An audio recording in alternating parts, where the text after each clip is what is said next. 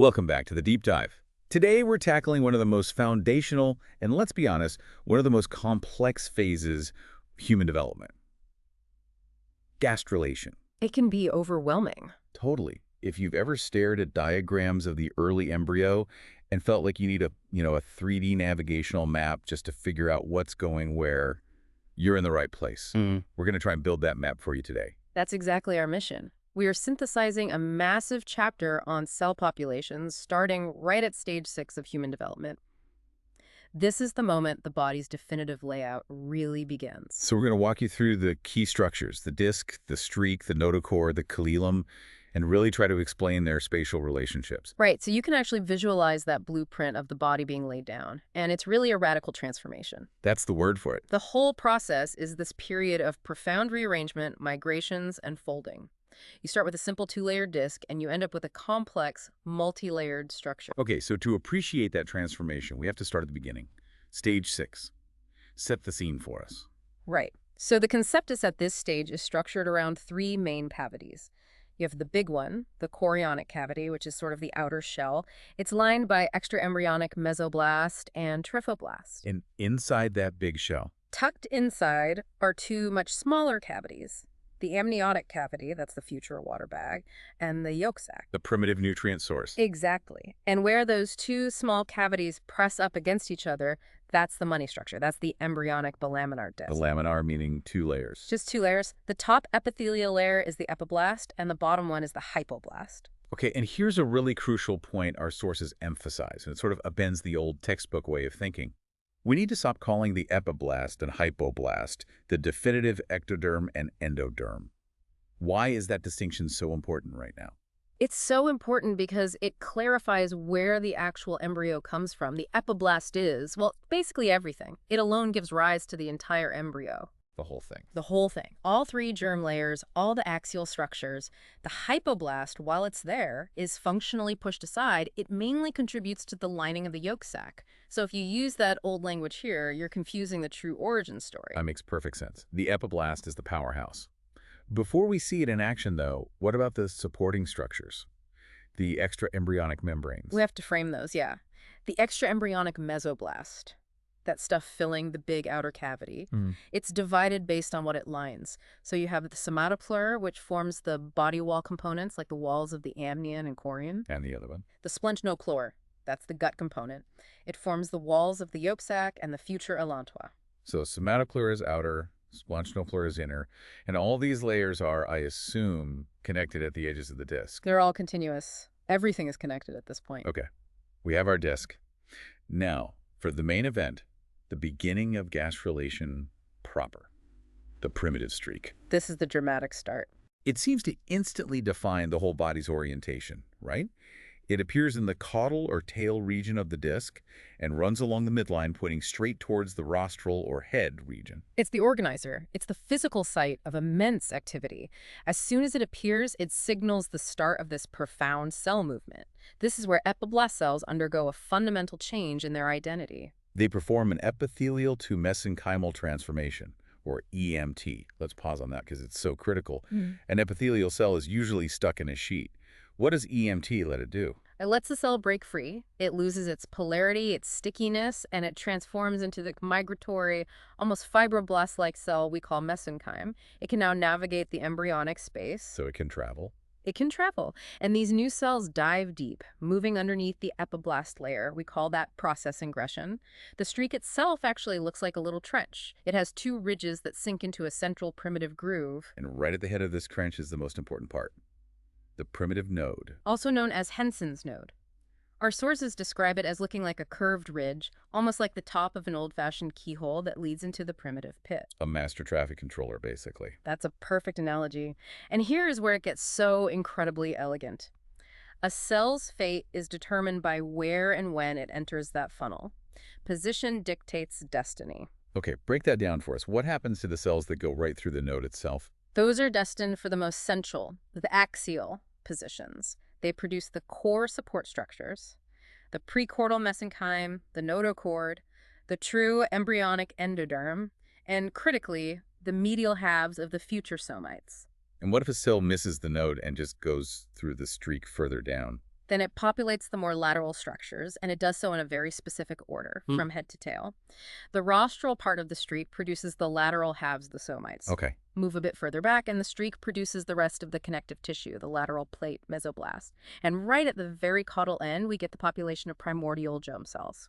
It's like the body plan is being extruded from the streak, with the node handling the central column and the streak handling everything flanking it. That's a great way to visualize it. And this process immediately requires the formation of the body's first central supports. Right, which brings us to the prechordal plate. Exactly. This is a localized thickening, just a collection of mesenchymal cells right in front of the developing notochord. It's temporary, but it's important. It is vital. It's about an 8-cell deep layer that sits under the neural plate during stage 9 and provides crucial signals to the cells above it. Then it pretty much disperses, migrating out to the sides to form the premandibular mesenchymal condensation. Setting the stage for the lower jaw. Literally, yeah. And then the big one, the structural core, the backbone of the embryo, the notochord. That arises directly from the medial part of the primitive node. It forms the main supporting axis. But it's not a simple rod at first. It progresses through stages, from the notochordal process to the notochordal plate, and only then does it become the definitive notochord.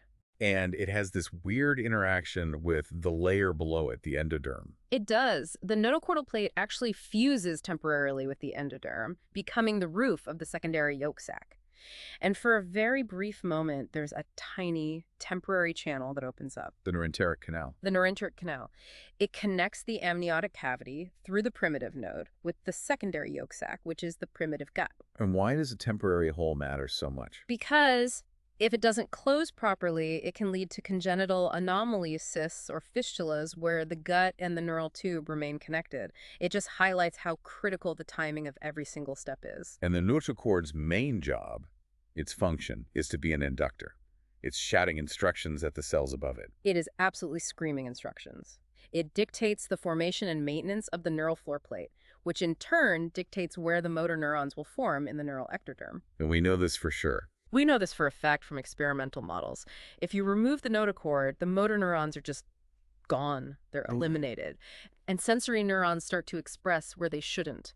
It's a clear anatomical signaling mandate. Wow. Okay, so by stage 8, ingression is done, and we have the trilaminar disc. But we need to be careful with that term again. It's not 3 neat epithelial layers, is it? No, it's not. You have 2 highly defined epithelial sheets. The epiblast-derived ectoderm on top and the endoderm on the bottom, but they're separated by a thick, kind of messy cellular middle layer of mesoblast. And the whole disc is now pear-shaped, wider at the head end. Exactly, wider rostrally. So this new mesoblast layer is on the move. Where are the 2 most important streams of it heading? Well, the first and probably most crucial stream is the one that migrates rostrally. It forms the cardiogenic mesoblast. The heart. The future heart and pericardium, yes. The second stream migrates out to the sides, flanking the notochord, forming the paraxial mesenchyme that will segment into somites. But even with all this migration, there are 2 spots where the mesoblast can't get through. 2 boundaries. Yes, 2 areas where the ectoderm and endoderm stay fused together. Rostrally, that's the buccopharyngeal membrane, the future mouth. And caudally, it's the cloacal membrane, the future posterior opening. The start and end points of the gut tube. Precisely. Now we get to the part that I think is the hardest to visualize. Folding. We have this flat disc. How does it become a tube? It has to fold along 2 axes at the same time. You have head and tail folding and you have lateral folding. Let's take the head and tail folding first. Okay. The neural tissue, which is now the neural plate, grows incredibly fast. And this rapid growth causes the rostral and caudal ends of the disc to curl dramatically ventrally, or downwards. And what does that achieve? It achieves a massive repositioning. It pulls the buccopharyngeal membrane all the way down and underneath the embryo, forming the primitive foregut. It basically takes things that were in front of the head and moves them into the chest position. And at the same time, we're folding in from the sides. Exactly. That's the lateral folding. Think of it like pulling the drawstrings on a bag. The 2 sides of the disc are drawn ventrally and medially, squeezing inward until they meet. And that pinches the whole thing off. It pinches it off from the extraembryonic membranes, and it restricts the entire circumference to a single connection point, the future umbilicus. While all this folding is happening, the nervous system is forming. Primary neurulation. Yes, initiated by the segmenting somites. The neural plate elevates, its edges form these little wedges, creating a neural groove.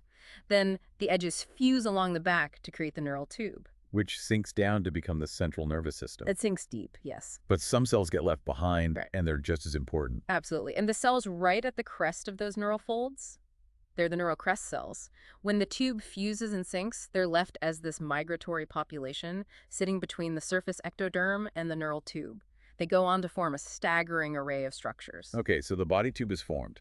The last major piece of the puzzle is creating internal space.